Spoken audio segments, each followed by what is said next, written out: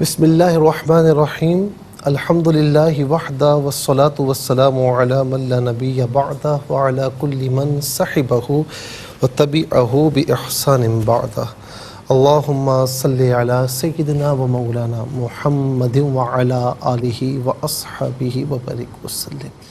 محترم ناظرین و سامعین، ویورز اینڈ لسنرز، السلام علیکم ورحمۃ اللہ وبرکاتہ۔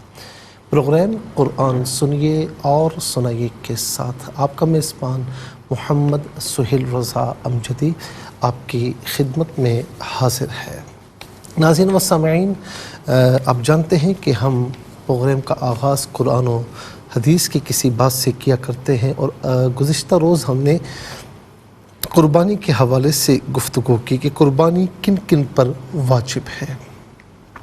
اچھا، بعض اوقات کیا ہوتا ہے ناظرین کہ قربانی میں ہم حصے ڈالتے ہیں، بہت سے اس میں شرکا ہوتے ہیں، شریک ہوتے ہیں، انہیں شرکا کہا جاتا ہے۔ اچھا، یہ عام طور پر اس لیے ہوتا ہے کہ سپوز میری اتنی گنجائش نہیں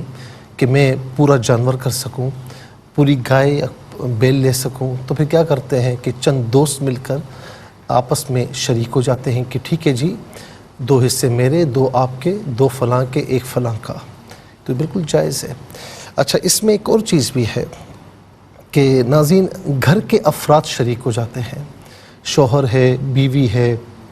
اور شوہر کے بہن بھائی ہیں، تو ہر ایک کی گنجائش نہیں ہوتی کہ پورا مکمل جانور گائے خرید سکیں، تو پھر کیا کرتے ہیں کہ آپس میں شریک ہو جاتے ہیں کہ ٹھیک ہے جی، 1 حصہ آپ کا، 1 حصہ میرا، 1 حصہ فلاں کا، اس طریقے سے کر کے 7 حصے پورے کیے جائیں، یہ بالکل جائز ہے۔ لیکن اس میں ایک بات مد نظر رکھی جائے کہ جب ناظرین حصوں کی بات آتی ہے تو کوئی اگر یہ کہے کہ جی بس اندازے سے کر لیتے ہیں، دوست یار ہے تو کوئی مسئلہ نہیں، اندازے سے کر لیتے ہیں، اگر اس کے پاس کم چلا گیا وہ مجھے معاف کر دے گا، میرے پاس زیادہ آ جائے تو کوئی مسئلہ نہیں ہے۔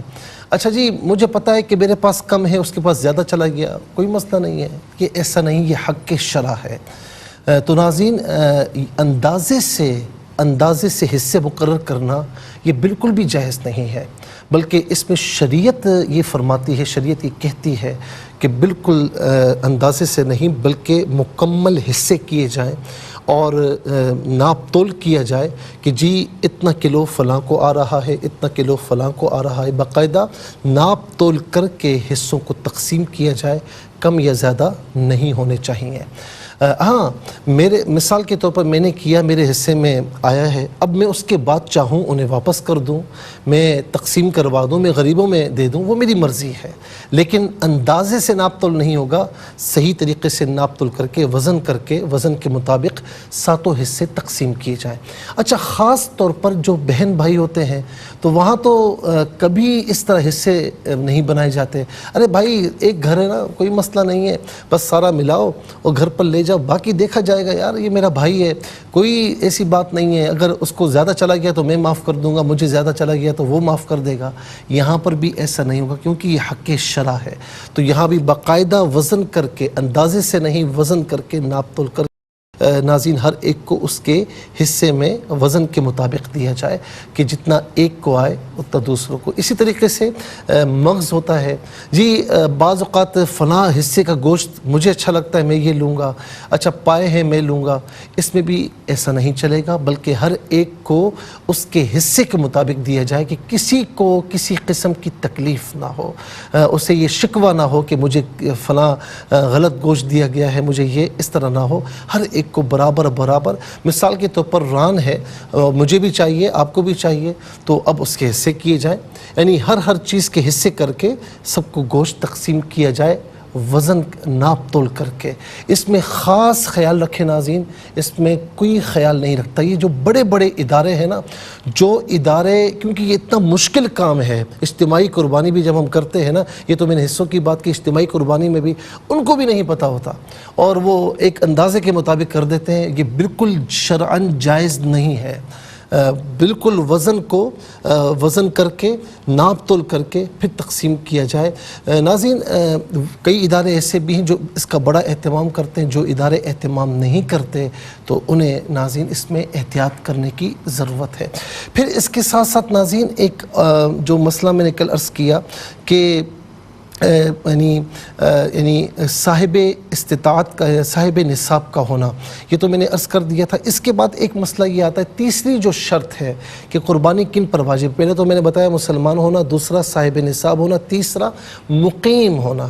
مقیم ہے تو اس پر، یعنی مسلمان بھی ہے، صاحب نصاب بھی ہے، مقیم بھی ہے، تو اس پر قربانی واجب ہوگی، مسافر پر قربانی واجب نہیں ہوگی۔ 57.5 میل یعنی 92 کلومیٹر کوئی اگر جس نے سفر کیا ہے تو اب کہیں پر بھی وہ گیا، یعنی اپنی منزل پر پہنچا، تو اب اگر اس کی 15 دن سے کم رہنے کی نیت ہے تو وہ مسافر کہلائے گا، 15 دن یا اس سے زیادہ کی نیت ہے تو وہ مقیم کہلائے گا۔ تو اگر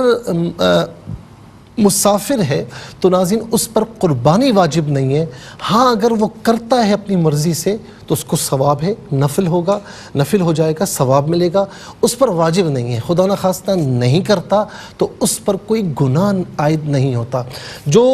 ہمارے بھائی، ہماری مائیں بہنیں حج پر جاتے ہیں تو وہاں پر اکثر میرا یہ تجربہ ہے کہ اکثر یہ سوال کرتے ہیں کہ جی ہم یہاں پر قربانی کر سکتے ہیں نہیں کر سکتے، تو اس کا جواب یہی ہے کہ جب ہم عام طور پر حج پر جاتے ہیں تو وہاں مسافر ہوتے ہیں، عید الاضحیٰ کے ایام میں مسافر ہوتے ہیں۔ جب مسافر ہیں تو ہم پر قربانی واجب نہیں ہوتی، ہم پر قربانی واجب نہیں ہوتی۔ جب ہم حج پر ہوتے ہیں تو اگر کر دیں تو بہتر ہے، اچھی بات ہے، ثواب ملے گا، نہیں کی تو کوئی اس پر گناہ نہیں ہوگا۔ اور بہت سے لوگ اس میں ناظرین اختلاط بھی کرتے ہیں، وہ یہ سمجھتے ہیں کہ حج کے شکرانے میں جو قربانی وہ بھی یہی ہے،